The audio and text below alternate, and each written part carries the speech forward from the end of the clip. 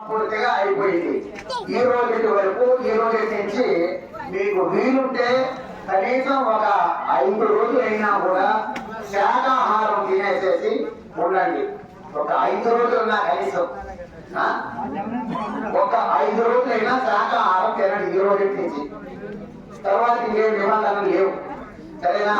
మనం ఏదో రాళ్ళు పెట్టేసిన చుట్టుపక్కల ఉన్నాయి, మనకేం భయం లేదు అనుకుంటే అది రాళ్ళే కాదు, అవి భయంకరమైనటువంటి మీకు రక్షణ కోసం పెట్టినటువంటి శక్తులు.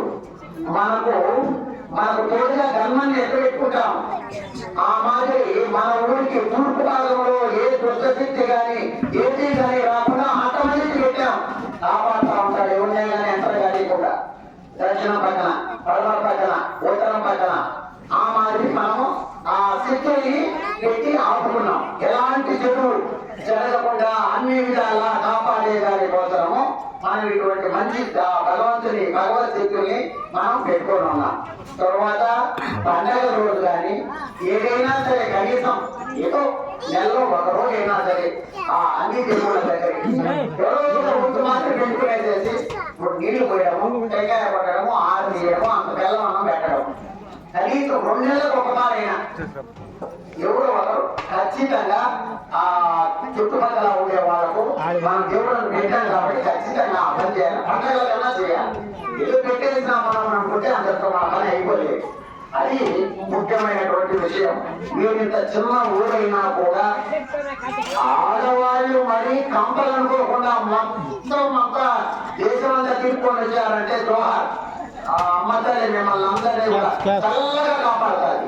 ఎందుకంటే మగవాళ్ళంటే ఎప్పుడు కావాలా కంపల్సరీ ఏదో దేవుని విషయము చేస్తారు. ఆడవాళ్ళు కూడా కంపలు అనుకోకుండా మేము ఎన్నో చోట్ల ఇటువంటి కార్యక్రమాలు చేసినాము, కానీ ఇంత గొప్పగా చేసినటువంటిది మాత్రం ఎక్కడ నేను చూడలేదు.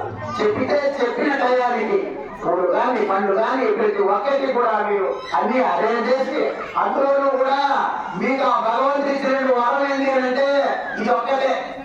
ఆ భగవంతుడి వరం ఎందుకునంటే అమ్మవారి సేవలో ఆ అమ్మవారు ఇతరులో ఉందో లేదో నాకైతే తెలియదు, కానీ ఆ భగవత్ సేవ చేయడంలో మాత్రం మేము ప్రత్యేకంగా చెప్పాలనంటే అంత బాగా చేస్తాడు. అమ్మవారి అలంకరణ, పూజ ప్రతి ఒక్కటి కూడా బాగా చేస్తాడు ఈ స్వామి.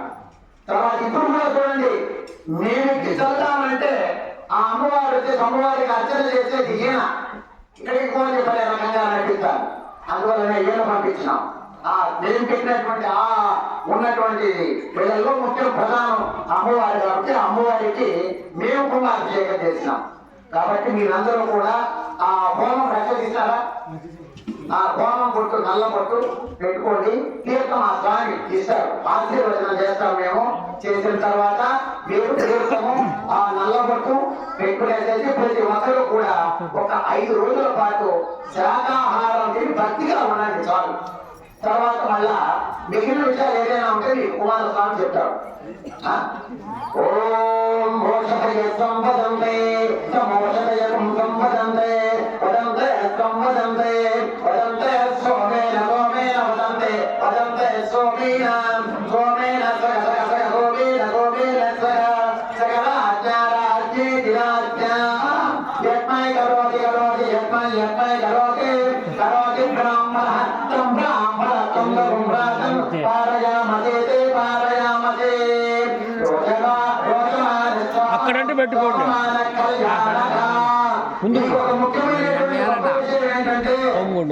మేమందరము చేయడం ఒకటైతే మమ్మల్ని అందరినీ మీ స్వామి ఇక్కడికి లాక్కురావడం చాలా గొప్ప విషయం. ఎందుకంటే నేను ఎక్కడ మర్చిపోతాను ఈ కార్యక్రమాలు అనేసి ఉదయం సాయంకాలం 10 సార్లు అయితే చేసి నన్ను ఇక్కడికి తీసుకొచ్చారు. మీ స్వామికి అన్ని విధాలా మీరు ఆ స్వామికి కృతజ్ఞతలు చెప్పేసేసి ఆ స్వామి తరఫున మేము వచ్చి అమ్మవారికి సేవ చేసినాం. కాబట్టి ఆ స్వామి వల్లనే మనం ఇంతటి గొప్ప కార్యక్రమాన్ని మనము చేయగలిగినాం.